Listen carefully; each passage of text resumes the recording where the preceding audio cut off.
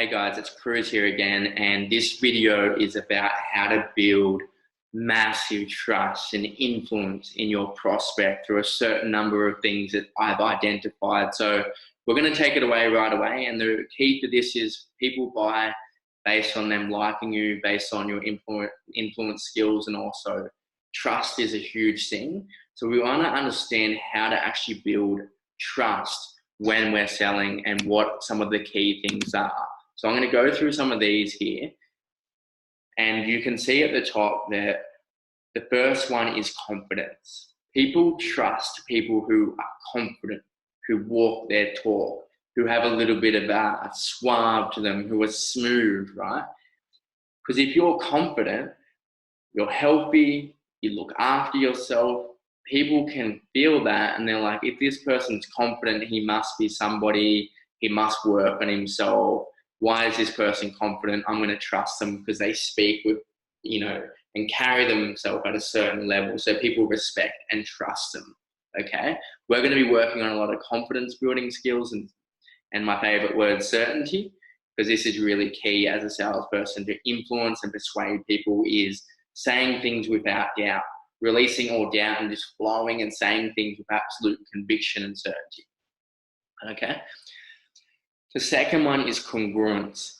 Congruence means that you follow through on your word, that you live in alignment and integrity to your highest values.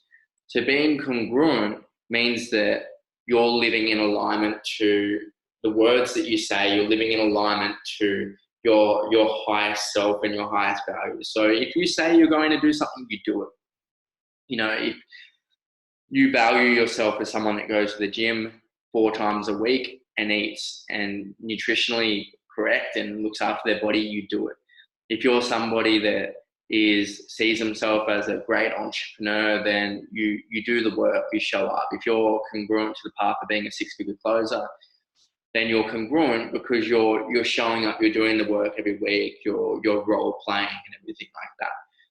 So the idea here is someone that's congruent means that they're walking their talk, they're showing up on time during sales, they're dressed for success to the path, and they're literally in a sales conversation doing the correct things every part of the way.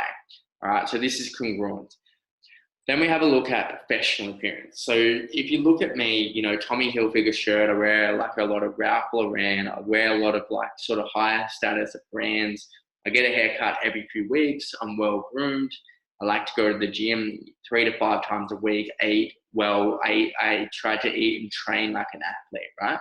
So professional appearance is not only important for how you feel about yourself, but wearing like a suit or good clothes gives that perspective of other people that you are successful, that you're someone of influence, and it automatically builds trust, which is why a lot of people in sales do wear suits as well, or you wear nice clothes, you put gel in your hair, you put the cologne on, you smell good. I've got a whole lot of different types of colognes. I'm always wearing stuff that makes me smell good, makes me feel good, looking after myself, taking care of myself. So you need to take pride and dress for success in your professional appearance. It builds a lot of trust. If you're doing videos, and even if you're at home selling on the phone, you want to dress up as if you were going down to the office, because trust me, if you're in your tracksuit pants and you're trying to close at home, it makes you sloppy and it makes you lazy. I've done it before. You want to put a suit on, or you want to put nice clothes on and dress for success as if you're going to work, because it makes you feel powerful, it makes you feel good. And if anyone has ever got to come down for a meeting or see you on a video call, you're dressed for success, and it automatically builds trust and influence. The next way is vulnerability and sharing your story. Vulnerability is power, which means you share personal things about yourself, like maybe your parents broke up when you were a child, or maybe you were bullied at school, or maybe you've been through some sort of tragic event, or there's some insecurity that you share about yourself.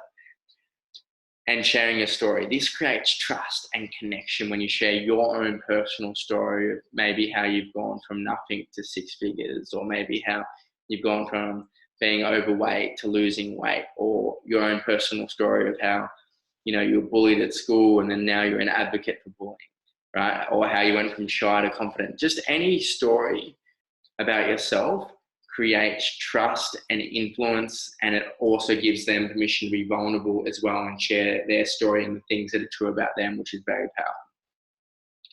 Then we look at providing accurate information.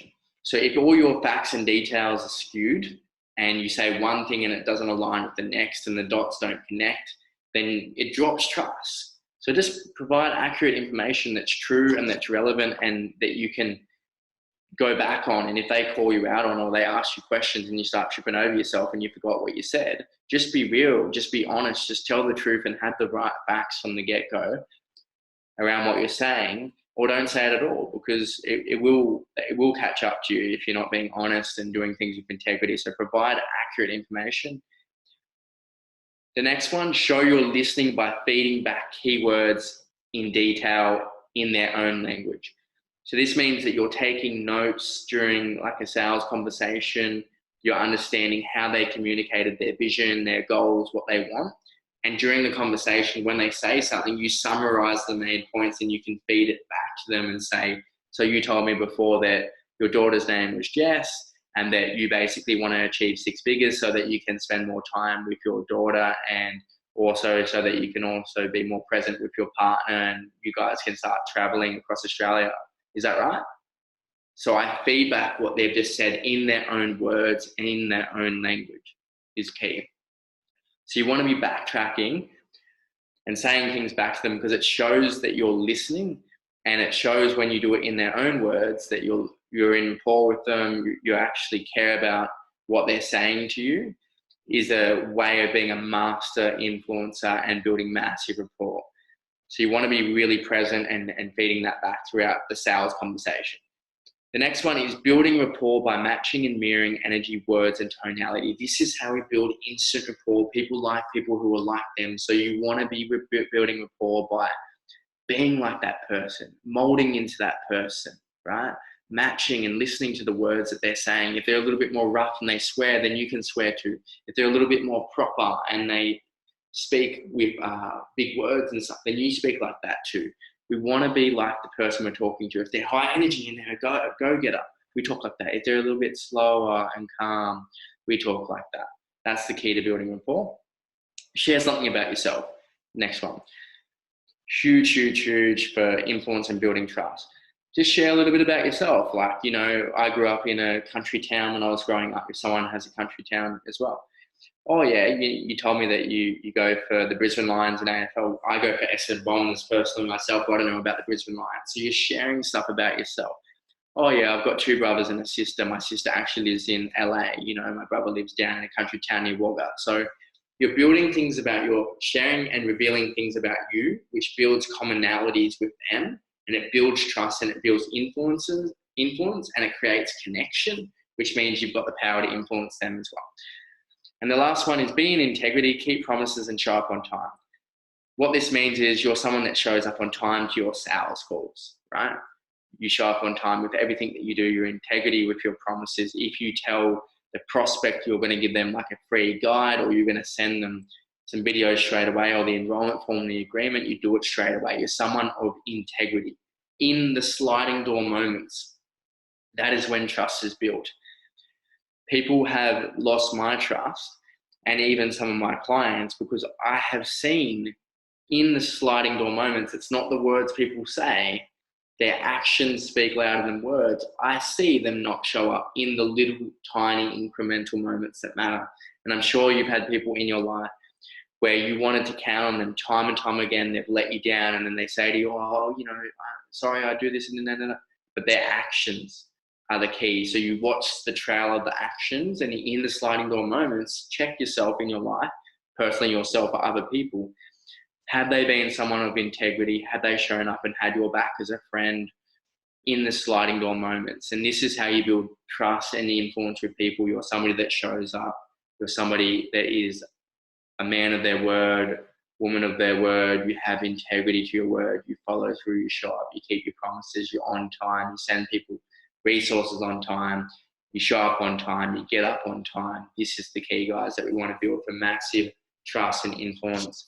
I trust this was helpful, guys. I want to see you try these on during your sales process and learn these and cement these in unconsciously, because you will become a master persuader, a master of influence by doing so.